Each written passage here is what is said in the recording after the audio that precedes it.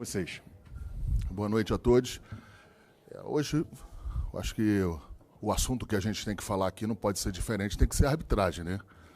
A maneira que está sendo conduzida a arbitragem no futebol brasileiro, nesse campeonato, eu acho que é preocupante para todos nós. Não é só para o Flamengo hoje, não. É para o Flamengo também, né? A gente, na primeira rodada do campeonato, em que um juiz, num jogo muito disputado, num jogo muito controverso, mas que acertou muito. E quem disse isso não fui eu, não foi o Flamengo, são os especialistas aí, os jornalistas, as pessoas que têm mais, de fato, análise mais transparente, mais clara das jogagens. O que aconteceu? E todos foram unânimes que o juiz apitou bem, tranquilamente, deu um pênalti contra o Flamengo, então estou muito à vontade de falar, um pênalti em que a gente viu hoje aí que também, igual. E o que aconteceu com esse juiz? Geladeira, 120 dias. Então, quando apita bem, ou apita de uma maneira em que acerta muito mais que erra, na primeira rodada manda essa mensagem para todos. Aí você vai na sequência, contra o Botafogo, em que perdemos o jogo. O jogador botou uma máscara dentro de campo, na frente do juiz. O juiz vai, amarela, frouxo. Sequer dá amarelo. Sequer não, ele deveria ter dado amarelo. Mas esse deveria não é interpretação, é regra. Não deu amarelo, jogada subsequente, o mesmo jogador tomou um amarelo.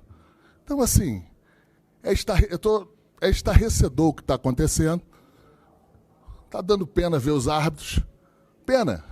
Quem conhece um pouquinho de futebol aí, está vendo. Estão altamente pressionados, altamente com psicológico já chegando nos jogos em que dá até pena. Dá pena. O que eu vi no final aqui do jogo aqui, eu não quis nem falar muito. O que eu falei ali para os árbitros ali era que eles deveriam se unir, deveriam se posicionar em algumas questões em relação às acusações que foram feitas. Eu falei isso, nem reclamei. Fiquei com pena de reclamar do jogo.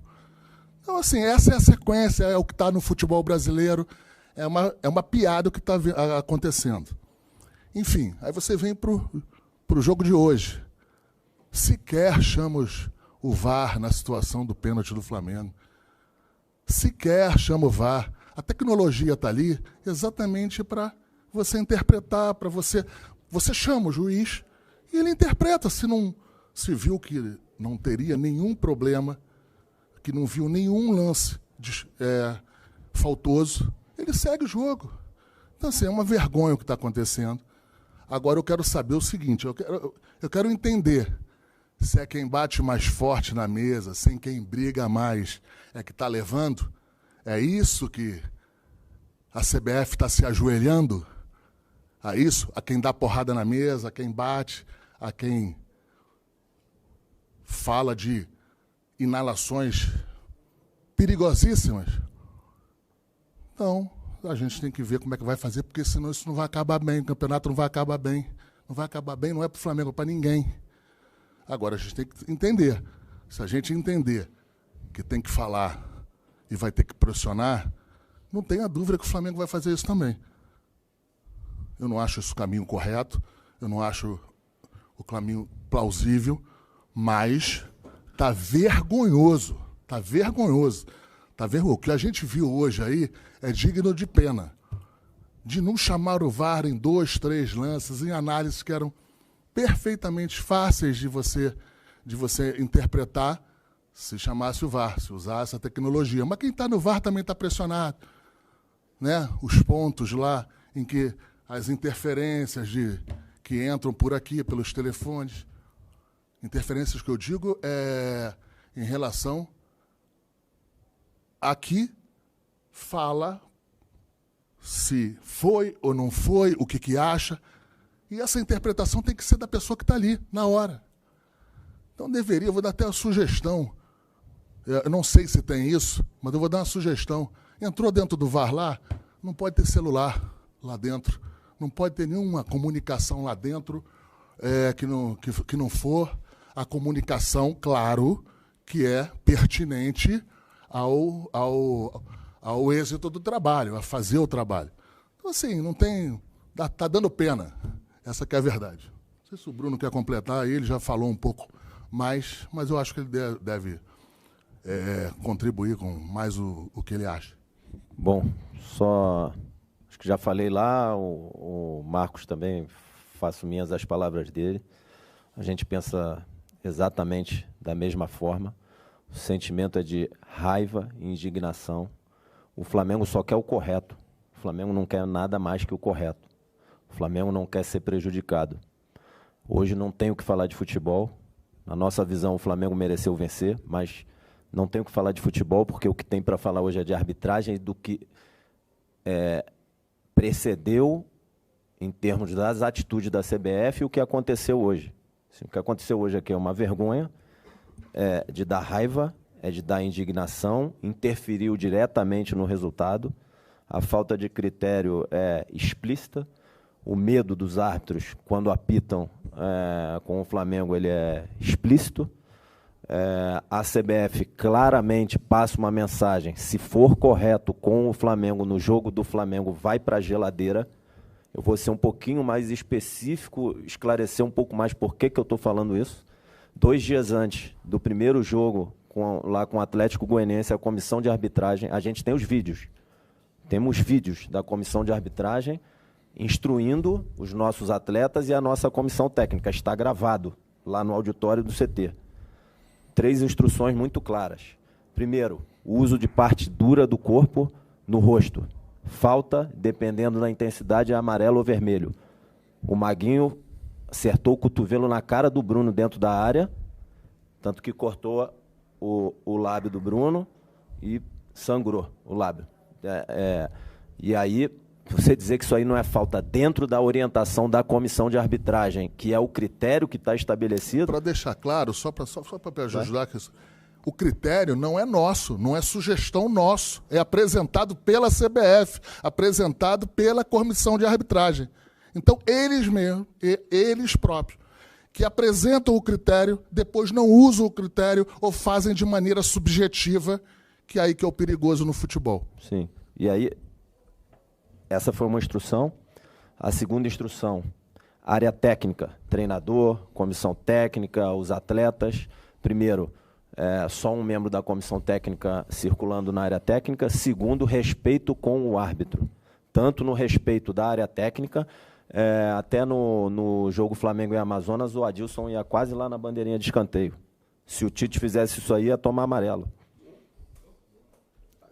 Se o Tite fizesse isso aí, ia tomar amarelo, com certeza. O Adilson foi várias vezes quase na bandeirinha de escanteio.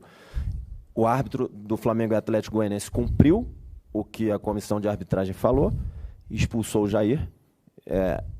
E, por último, a outra questão que eles tocaram lá foi: se o jogo parar muito, eles vão dar acréscimo. Teve 120 minutos o jogo.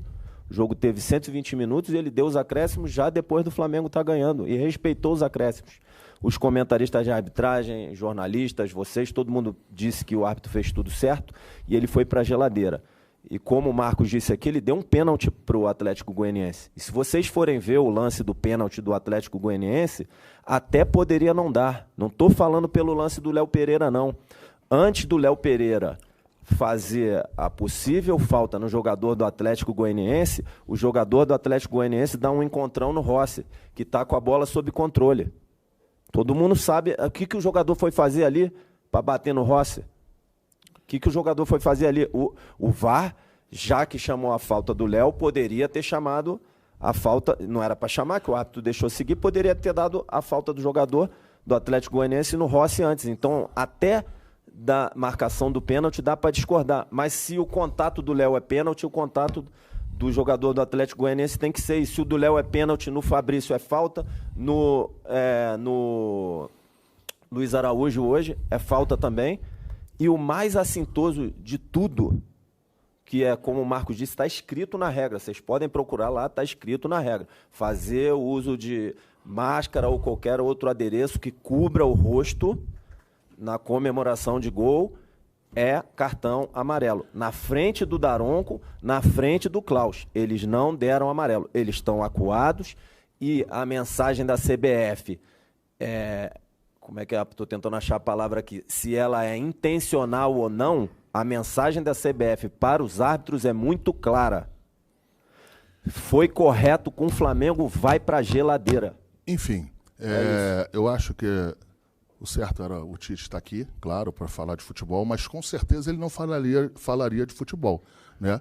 As perguntas seriam exatamente nesse sentido da arbitragem e entre ter uma exposição do técnico, entre ter uma exposição dos dirigentes, tem que ser exposto os dirigentes, até porque se o Tite vem da maneira que ele está lá no vestiário, assim, eu acho que não seria bom para o Flamengo, não seria bom para absolutamente ninguém. Então, exatamente isso. A mensagem está dada. Agora, eu só quero saber e entender se quem grita mais é que vai levar. Que se for assim, a gente vai começar a ir por outro caminho nessa relação do dia a dia aí com o CBF, com todo mundo. Boa noite, obrigado.